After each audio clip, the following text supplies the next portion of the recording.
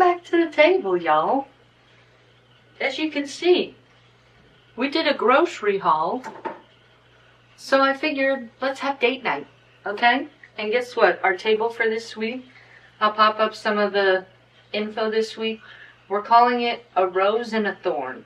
Now, my inspo for this was a lot of the time, especially at my job, or just kind of in a lot of aspects of my life, we will say the best part of the day and the worst part of the day, the rose and the thorn. And I think that's kind of like the inevitable life of cooking and things like that, is that you always have the good with the bad. And I think this meal is kind of going to embody that, because we're going to make a lot of things from scratch. But we're also going to use a lot of store-bought things that are pre-made that make it easy for us to make this more relaxing and enjoyable, so that way we can spend more time enjoying the meal with the people we love rather than slaving over cooking. But we're still going to make it beautiful and pretty and nice and so wonderful to enjoy. So let's get into it. Alright. So the theme for today's meal, I really wanted it to be like romantic and savory, and so we're kind of keeping it like, think about like your classic romantic date night meal. So we're gonna start, we're making pasta, okay, and we're making it from scratch, not the sauce. We're making the pasta from scratch, okay? So we're gonna start that first, and then afterwards we're gonna prep our appetizer. But we can't have pasta without wine. And so, this meal, we will enjoy wine while we make it, because if you're not enjoying it, who the hell else is gonna, okay?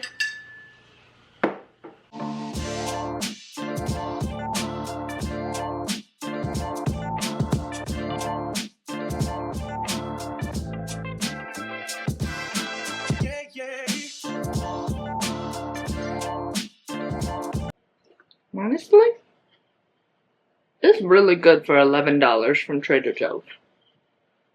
And this is the bottle if you want to get it for yourself. Alright, let's get into making our pasta dough. We're going to use all-purpose flour. I just put out enough to make about a little mound. And then we're going to fill the center with eggs till it kind of reaches the top. You just don't want them to leak out. And I always put an extra yolk because I just like mine more yellow in color. And honestly, I don't measure, I just kind of eyeball it just for the sake of trying. I always like my dough a little more wet. So you just mix it together. Aaron said cheers to y'all. There you go. He said the wine was good too, you know, just a heads up. But then we're just going to keep mixing. I always use a fork and sort of slowly move out until it kind of gets to the point where it's thick enough that you know it's not going to be so runny. That's kind of the point I'm at here. And then I start using my bench scraper that I have just to start kind of chopping into it, getting all that flour incorporated. And at this point, I could tell that this was not too dry. If it is too dry, I always just add water, but you want it to be a nice consistency where it doesn't feel dry, but it doesn't stick to your hands. And then at this point, we're just going to knead it just like this until it's nice and smooth. So about 6-7 minutes, if not longer.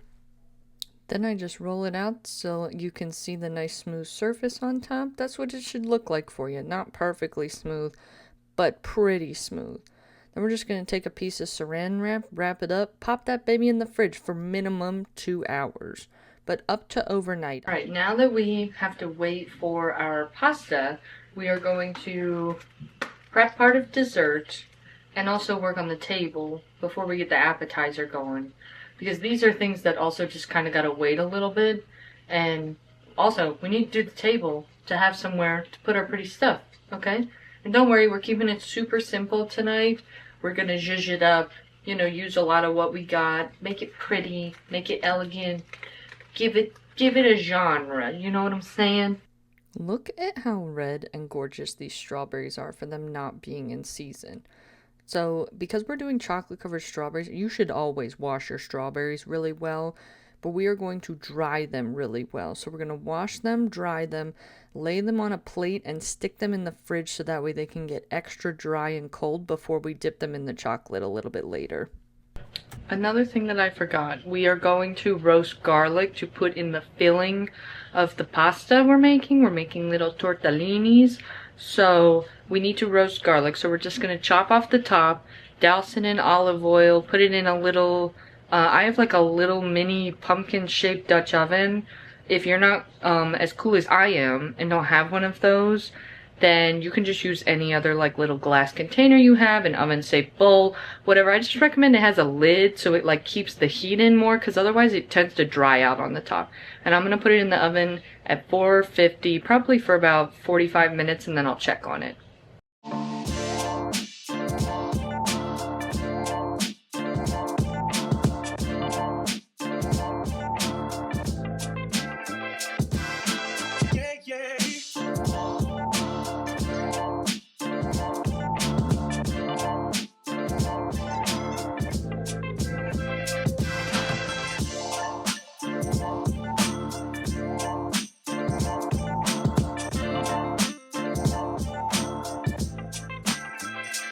So the premise for the table, a lot of when I was getting like inspo pics, everything was really dark and moody, which I really liked, but I just didn't have the things to make that happen, and I also kind of didn't want it to like darken the space. I still wanted it to be like light and fun. So if you know me, you know I am a fabric hoarder. We have this black fabric that I thought we would just drape down the table to give it some movement. So for this one, we are going to do the table as opposed to the last tablescape. We're going to do this as a two-person setup. So because we're doing this as like just an intimate dinner for two, we will set up the table more as like a two-person thing and just work around that sort of setting. So we have fabric, we have our roses,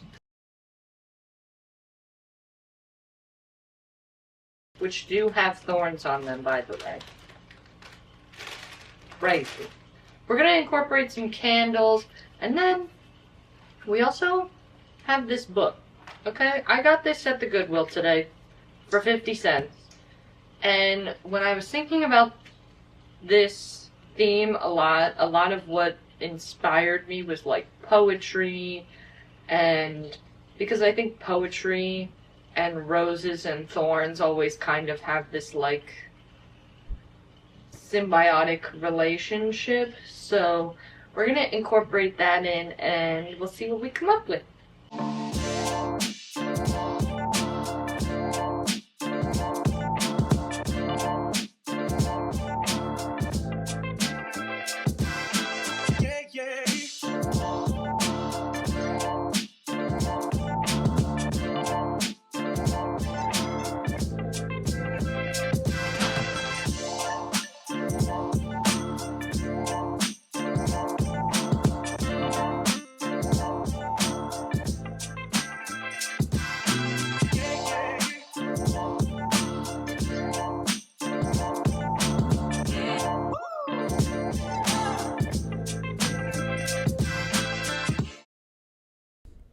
So the table has really been evolving as I've been kind of laying it out. I really liked the idea of incorporating these pages, and I honestly should have laid these down first, but I wasn't sure if I wanted them all over the top of the table, and then I kind of decided I really liked the look of them peeking out from underneath this piece of fabric. The fabric just added a lot of dimension, but the pages had these really nice big letters that gave it a lot of interest. Then we just sort of went around and cut up a bunch of roses. I really liked them being flat on the table and just adding more dimension and adding the petals. Even the one that I pulled the petals off, you can see I just opened up the petals and that were left and still just put it on the table. It felt like a really good, affordable use of this bouquet that was only $9 from Trader Joe's. And all of this made a huge impact on the table.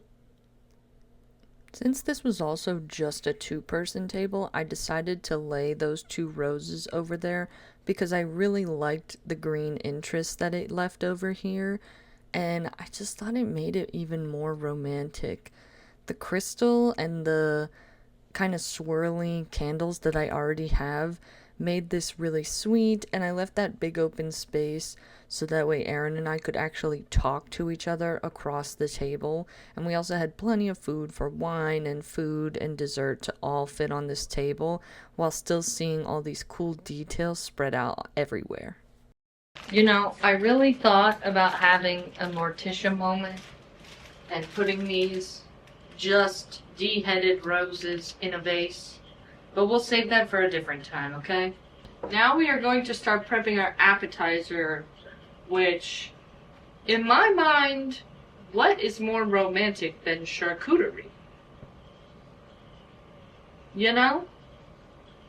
I don't know. Wine, roses, cheese, date night. Get laid. Amen. So we're breaking out the big board. The big board. She's thick. We're twins. And this also gives us a cutting surface and something to munch on while we wait for the pasta to get ready, all that good stuff. And I think we're both hungry. So, let's get started. Now, here's my thing, okay? There's all kinds of books. There's all kinds of stuff on how you should do a charcuterie board, a cheese board, a board in general. I got books on boards. You know, there's so many things you can do these days. My personal thoughts, just don't put anything on it that you think no one's gonna eat. You know what I mean? Like, if you make a board and you cover it in fruit, but the board is for a 6-year-old's birthday party, you know none of them kids are eating that unless it's berries. Okay? If you're making a board, pick cheese that you know you like. Pick cheese. If all you like is cheddar cheese, get 4 kinds of cheddar cheese. No one cares. Cut it differently to make it look different if it all tastes the same. It's not about having a ton of options if no one's going to eat it. Okay? So make sure it's actually manageable for you to eat, and then worry about putting it on the plate. For ours, I got a bunch of stuff for us to try. Because, as you know, most of these videos come full of Trader Joe's goodies. That's where I get most of my groceries. So, they had some new seasonal items. Or some just new things that intrigued me. So we have 3 types of cheese. I only like to do cheeses that I think add some interest and also go well with everything else on the board, okay? So I got some jams, I got some stuffed little pepper things. And then I thought maybe I'd put some pickles on it, something like that, so we could zhuzh it up. And some vegetables, because you need to have some vegetables. I also saw these marinated artichokes at Trader Joe's that are like in a little tiny bag. If you're going to try something, get it in a little tiny bag. Little tiny bags for the win, you know? Okay, come over here. I'm going to show you how to build the board. So, I always start my board with how you want to cut up your cheese, okay? And that's why the best thing to do is to cut your cheese, use a cutting board for your board, because you get like a 2-for-1 of the fact that you don't have to make another board messy in order to get off what you need. I'm just cutting off this little bit of rind here. I'm actually going to put this in my stock bag because these are nice and hard and it's just a little waxy. It'll be fine. You know, if you think that I shouldn't do that, that's none of my business, okay? And then for this, because this is already in this triangle, I'm going to keep the rind on the back and just slice these little triangles so that way we have like these nice little stacked up if you don't get them all completely uniform, that's fine, okay? Some people want a little bite, some people want a big bite. But we're creating like an interesting shape, and we're making less work for us to not have to cut off this background.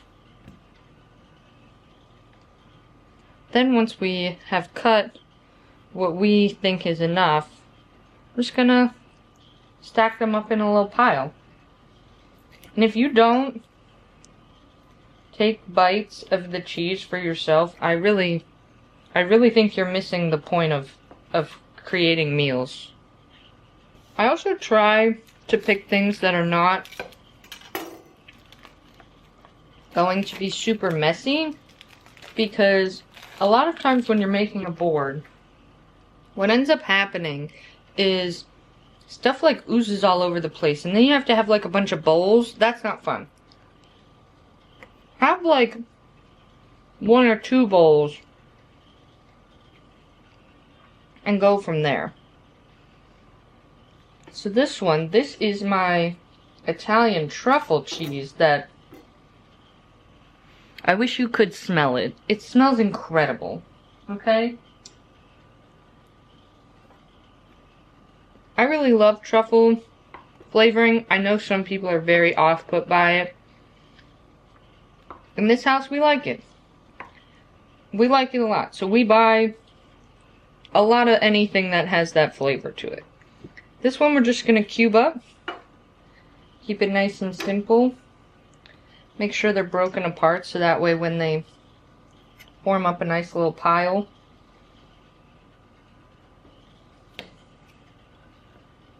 and it's totally fine that these are not perfect cubes. Again, we could sit here and spend all this time. That's not the goal for tonight. If we were hosting an event, something like that, we would do this much more refined. But the other thing is that everyone at the end of the day ends up not paying attention to that, and they just eat it. Saved it.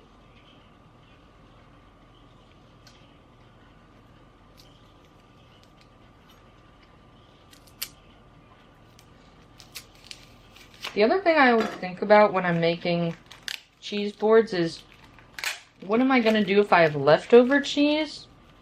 So, leftover cheese to me is like the cherry on top of hosting, is that you get bonus cheese, or that you choose to do a little special thing. Now you have all this fancy cheese at home. That's great. So, what I like to think is, what would I use it for? So like for me, I always put Gouda in my mac and cheese.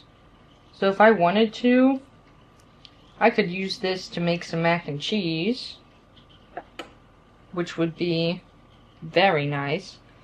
Now imagine if we added in the leftover truffle cheese to the mac and cheese. Are you seeing the vision? That would be genius.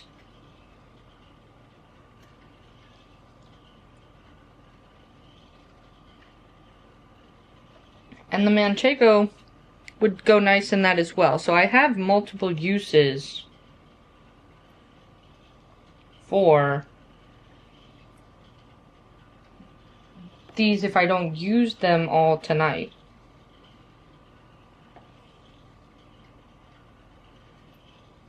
Which, if we ate this much cheese before we had a full pasta meal, we would not be having a full pasta meal.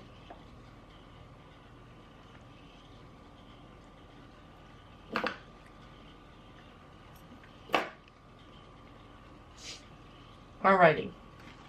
Now we'll build crackers.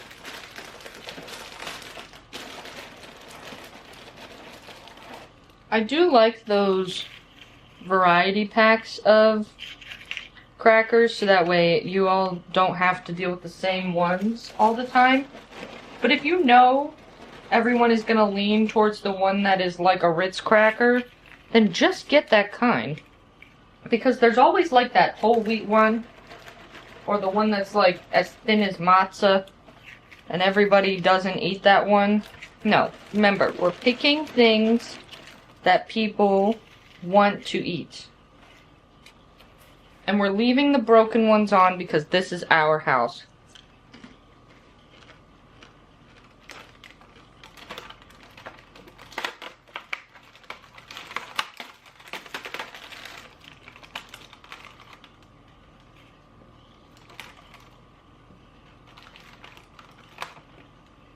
We're gonna do a little cuke tower.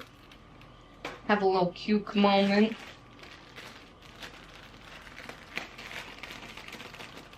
I always think you need, like, I don't always think you necessarily need, like, a fruit and a veg on your board, but I think you need one or the other. Like, either make it a whole cheese and fruit board, or do a whole cheese and veggie board, because I find that, like, if you tend to have more veggies, and you put, like, a dip or something to go with it, like I got ranch to go with this, if you do that, and then you have a fruit, I feel like it kind of throws off the vibe. Especially if it's just one. So, I recommend doing just the veg or just the fruit. Kind of pick sweet or savory. I am going to wash these already. For my little jars, like for the ranch for dipping, I just have these little metal containers. You can get them on Amazon. They're great for, like, sauce or anything that you really need them for. I'm going to put a couple of those on here.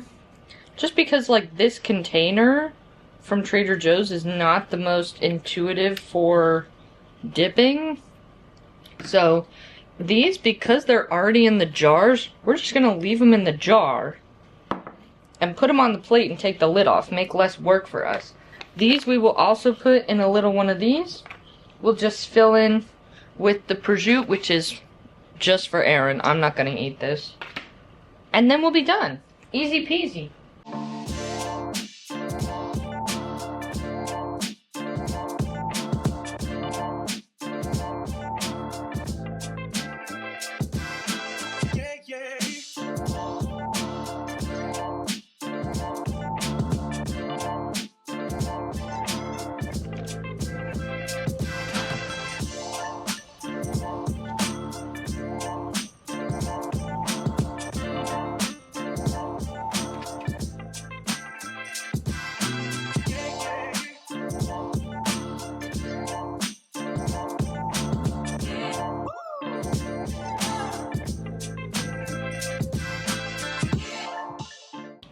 Alright, so appies are out. Now we're going to actually work on prepping dessert. Because for dessert, we're just doing a super classic chocolate covered strawberry. The only slight twist I have is that I have these little caramel chips from Trader Joe's. We are going to dip the strawberries. We're going to chop these up. And we're just kind of going to roll them in that. And that's going to be our dessert for tonight. So let me show you the easiest way to do chocolate covered strawberries. So we had our strawberries, we washed them, then we put them in the fridge to make sure they were nice and dry. That's super important to get the chocolate to be nice and even and stick really well. So now we're going to coat them. Also, our roasted garlic came out of the fridge. Out of the fridge. It came out of the oven. Look at her. Oh, she looks scrum. This was exactly 45 minutes on 450. And then we'll put her in the filling. So we are, at this point, setting up our double boiler. So I'm just taking about a medium-sized pot. I'm going to fill it with some water, and I'm going to put that on medium heat to bring it up to a boil. I have about like 1.5 inches of water in here. So not super full, just enough to heat underneath. And then we're going to stick a glass bowl on top of that. Double boiler. Easy peasy. And then we're going to take the chocolate. I used this chocolate from Trader Joe's. It is gorgeous and yummy and delicious. And we just break it up into the bowl. And piece by piece, she will melt. Okay? She looks gorgeous. We bring it up to that medium heat. If it starts to boil too much, turn it down. But just keep an eye on it and keep stirring it. While that is heating up, I'm going to put my caramel chips out. I just did a big old plate of them, And then I just kind of gave them a rough chop. If I was doing this for an event, I'd probably do like caramel flakes so it looked nicer. But for this, I was just kind of experimenting. So just a rough chop with a big knife was perfect for this. This is where our chocolate's at after a couple minutes. You can see the steam coming off of it, but I'm just going to keep stirring it like this until it's completely melted. And then once it is completely melted, I'm going to take those dry, cold strawberries, dip them in, get them nice and coated, and I'm going to let the excess drip off. Now this chocolate is more runny than I was hoping it would be, but it's fine because you'll see here kind of the caramel slipped off a little bit. But this was our first try, and we learned, and we did better on the second one. I also just picked up some of them and ended up coating them on the top just so it got a little bit more full coverage. And then I just repeated those steps over and over again. So just dipped it, rolled it, and coated it. Maybe sprinkled a little bit extra on top, and then placed them right back on that plate that they came from in the fridge. And then afterwards, I just popped them all in the fridge to chill until after dinner and we were ready to eat them. And this is what they looked like, y'all. They were so good. I can't even explain. And this was the perfect amount for 2 people for the night for dessert. Now, we are going to prep the filling for our tortellini. We have about 25 minutes until it's time for us to roll out our pasta. So, and I will be rolling it with a machine, womp womp, because that's who I am as a person. I'm sorry, okay? For the filling, we are doing vegan Italian sweet sausage and cheese. It's so good. I get the vegan Trader Joe's sausage. Let me show you. These are the best thing ever. I know they're probably made with like some type of soy thing. I don't really like a lot of meat substitutes like Impossible, whatever. These are good. So we're gonna do some of that. We're just kind of gonna brown it in a pan real quick. We have our roasted garlic, so we're doing that. Garlic. We got ricotta cheese. We got this mozzarella cheese that has chocolate all over it somehow. It looks like I turded all over this kitchen, but really I just made chocolate covered strawberries. Do y'all remember that man who used to be on TikTok? He probably still is, but he used to make food for his wife, and then they opened up a restaurant, and he used to use this olive oil all the time. And then I saw it at Costco, and I said, I have to get that olive oil because that man used to drink this when he cooked. So now we have 2 bottles of it in the house. And we will be using it today. But the bottle, she's cute. Can you see that? She's good. So yes, we have that. We're going to cook down the sausage real quick and get started on that. I'm just going to put a little bit of olive oil in the pan, cook it down, just kind of chop it up so that way we can put it into the filling. I'm just rough chopping 2 sausages because especially when you're making tortellini, you don't need that much filling. It's insane how little filling you need. So we are just going to use 2 sausages because we're also going to put in all this other cheese and stuff. And we're only making enough for 2 people. We might make some extra, but I don't think there's going to be like a big excess. Alright, so I just kind of gave that a little rough chop into the pan. Now just in a bowl, I'm going to mix together the rest of our ingredients. I also don't want them to have like a ton of texture because think about if you like, okay, one time I was eating at this Italian restaurant in DuPont Circle, and they did these crab raviolis, but they put like crispy fried basil on top, which like sounds really good, right? But the thing was that the texture, because they were crispy, it made you think you were getting a crab shell, and it just messed with my brain so much, and it made the meal so unappealing. So we don't want to be doing that. So what we're actually going to do is keep it nice and smooth, because we don't necessarily need that texture. We're going to make sure that our pasta dough is a little thick to give us a little texture. That's it. And also, I have about like a quarter of a finger ricotta left. So that way I don't have to make another dish. I'm just going to make my filling in this, so that way I don't even have to make a dish dirty. And then when we're done with that, we can recycle it. Win-win.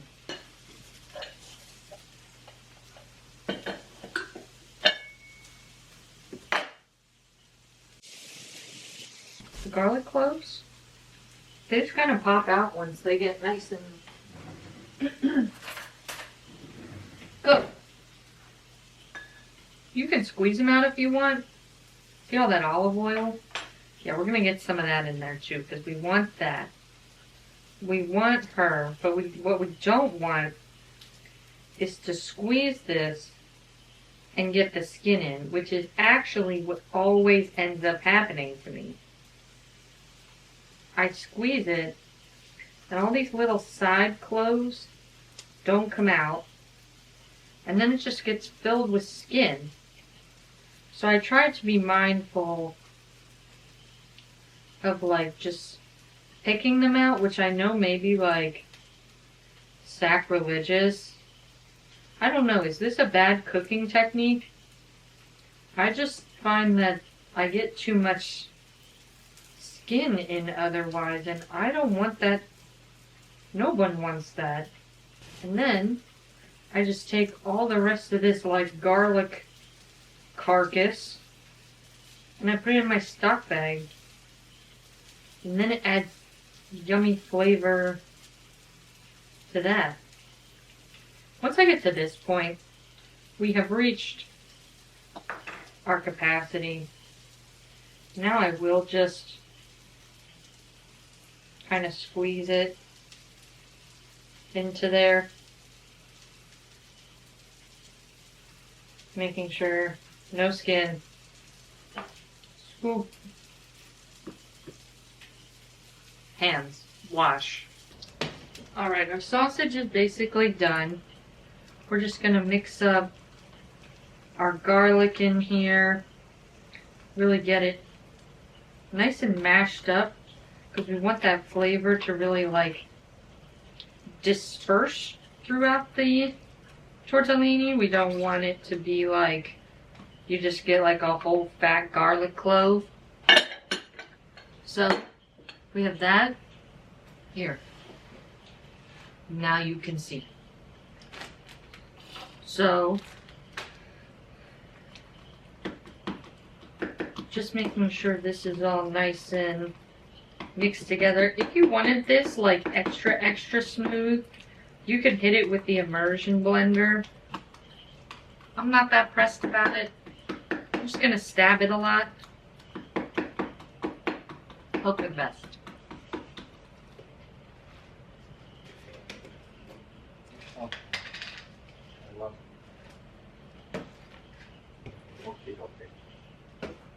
Alright, so then I'm going to add in, this is probably about 2/3 of a cup of ricotta, 1 giant roasted clove of garlic. I just added in about 1/3 of a cup of Parmesan. I'm going to add the same amount of mozzarella. I just eyeball everything, especially because I want to have enough room for the sausage in here, which is crisped up nice. And then we're going to add some seasoning. So we got a lot of flavors going on, especially the sausage is going to bring a lot. So I'm actually just going to add some black pepper to this, mainly because I really heavily salt my pasta water. I don't know if you noticed, but I didn't add any salt to my actual pasta dough. And that's on purpose, because I just like to add a lot of the salt through the cooking of the pasta and then finish it. That's just a personal thing. You can do whatever you like. So I'm just going to do like some hefty cranks of fresh black pepper. We're going to add the sausage in, and then it is just about time for us to roll out our pasta, and then we'll get going with that. Also, since the sausage is hot, I'm going to put it in here, but then I'm going to put the whole mixture in the fridge because we don't want a hot mixture inside of our tortellini. So while we roll out the dough, this can kind of cool down really nicely to a usable temperature for us. Here's our nice crisped up sausage. We're just going to add that in.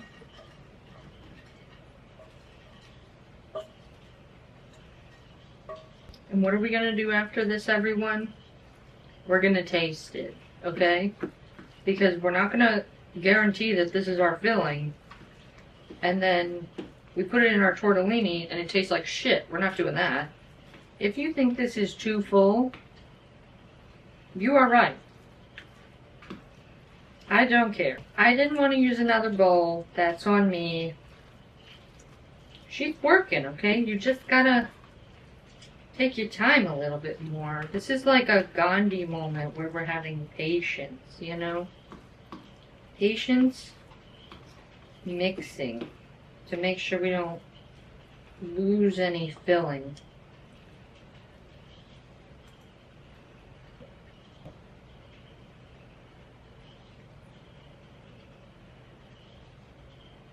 That's good. Like, if I was just gonna eat that like that, I definitely think it needs more salt. But I think it'll be perfect once we put it in the pasta. Okay, so this in the fridge. Pasta dough coming out. Alright, before we start rolling out our pasta, I'm gonna get the water boiling a while because what I like to do is just roll my tortellinis, get enough to start, and keep rolling them and just put them in the pot. Move and shake, you know? And then before we do that, I'll just put the sauce in a pot because I always finish them in the sauce. And yes, today we're doing store-bought Trader Joe's vodka sauce. Why? Because that's the kind of thing. We made the important part. We made the filling, we made the pasta. The sauce is just kind of a finisher. You can do everything from scratch, but you don't always have to. Save yourself some time, some energy, do what's best for you. Today, that's what was best for me. And I'm very happy that I did that because I don't feel like making sauce. Alright, I'm ready for some pasta. We should be done here soon. Let's go. Now, I salt my pasta water very heavily. Like I said, this is my favorite salt for salting pasta water. And then I just give it some hefty glugs, like maybe 2 handfuls or so. And we just pop that in here, let it all dissolve. And this will get our water nice and bubbly for our tortellinis. Now we got our pasta dough out. Underneath my poppies, this is my pasta machine, okay? She's gorge. We're just going to get her out, get her all set up. I like the fact that she just kind of clamps onto my island in my kitchen and you just screw it on, easy peasy, lightweight, and this thing was pretty cheap from Amazon as well. Alright, this is my pasta roller. You can see she has been loved. We'll just put a little piece of the pasta dough. This is the dough after it's been sitting in the fridge for about 2 hours. And then we have my favorite Bob's Red Mill semolina flour to keep it from sticking to the physical work surface. So then my pasta roller has this little dial on the side that goes all the way up to 9. What you're going to do, and you'll see as I turn it, it actually widens the blades out. So we'll start here on 1. There's a little 1 right here. We'll start with that. And then we'll move up from there, make it smaller and smaller until we have our sheeted pasta.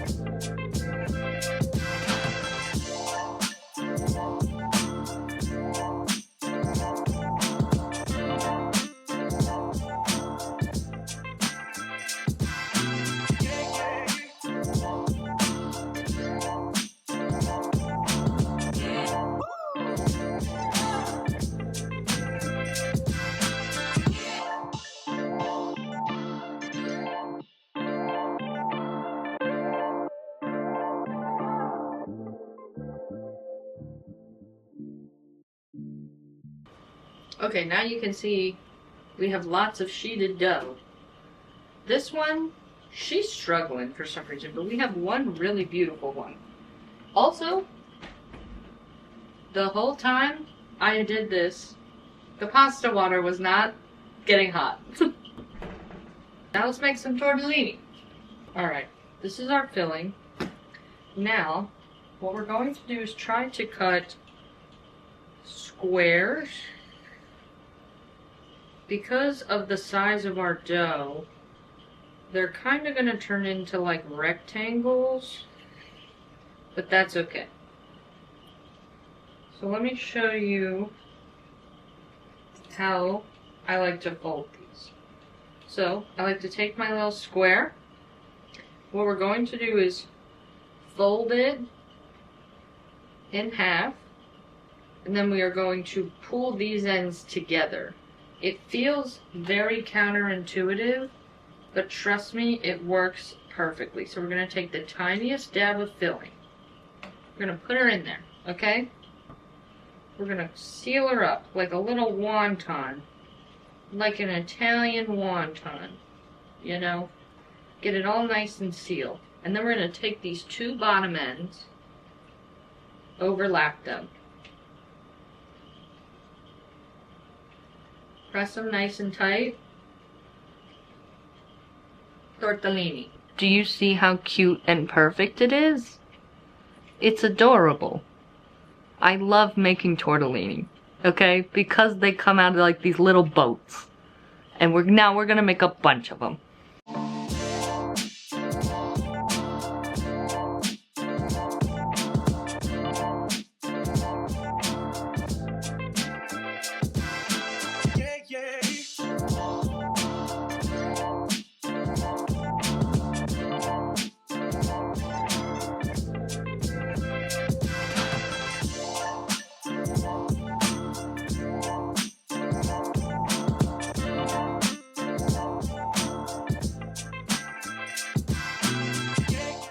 I also don't claim to know anything about making pasta.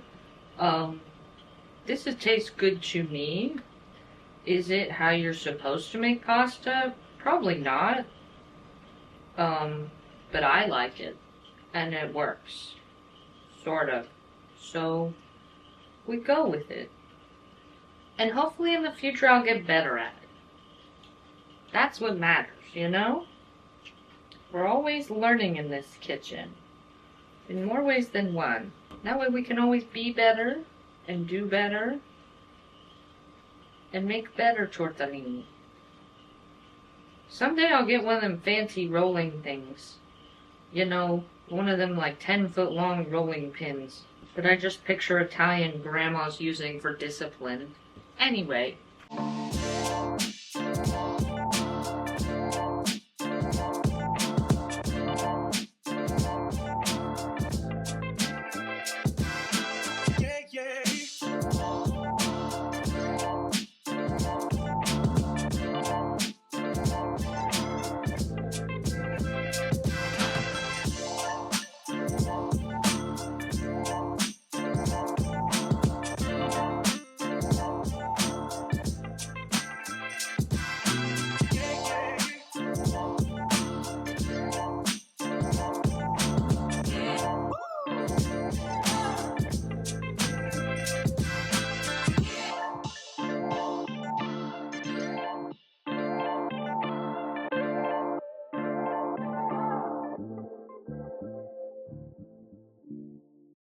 We are in the final stretch, y'all. All right, here I am just pouring my pre-made Trader Joe's vodka sauce into the pan. I splashed it everywhere. And look at how gorgeous these are. They were a little wet, so we did coat them in a good amount of semolina, but then we're just popping them in this water. And I pop them in there for, I don't know, maybe about 2 minutes, usually just until they come to the surface, but I give them a little extra for that thick part right where we joined them at the bottom. Just keep stirring them just to make sure they don't stick together. And then once they kind of reach that nice soft tender moment, they're going to come out looking like this. Oh, she's gorgeous. Then we're just going to scoop them out. Try to get some of the pasta water off, and then we're just going to pop them in the sauce and finish them in there. This is sort of giving them that nice final finish, and then I just do them in rounds like this. Pop them in the sauce and coat them, and look at how gorgeous these are. Who says you can't do store-bought sauce? Our last little bit of tortellini's finishing up, and now all we have to do is plate. So I got out 2 plate bowls. We're just gonna do this, top it with a little fresh Parmigiano, a little basil, and we'll be good to go. We're gonna start with a couple spoonfuls of the tortellini. Now these do have a lot of filling in them, so I'm not gonna do like a full bowl because I would rather give us not too much and be wasteful of it, because we can always come back for seconds, you know? Normally I would grate cheese, but we're just gonna do this. Give it a little 1-2, you know? This is just for presentation. And then this is a Thorn basil household. I don't know about y'all. If you want to chop it, chop. Alright? Live your dream. My dream does not involve chopping basil. There you have it. And this is her, everyone. A rose and a thorn. Date night meal. Our sausage tortellini on this gorgeous table featuring the roses, the book, all of this gorgeous food, the wine, and I can tell you this food was incredible. Thank y'all so much for joining us. We enjoyed it, and we'll see you at the table next time.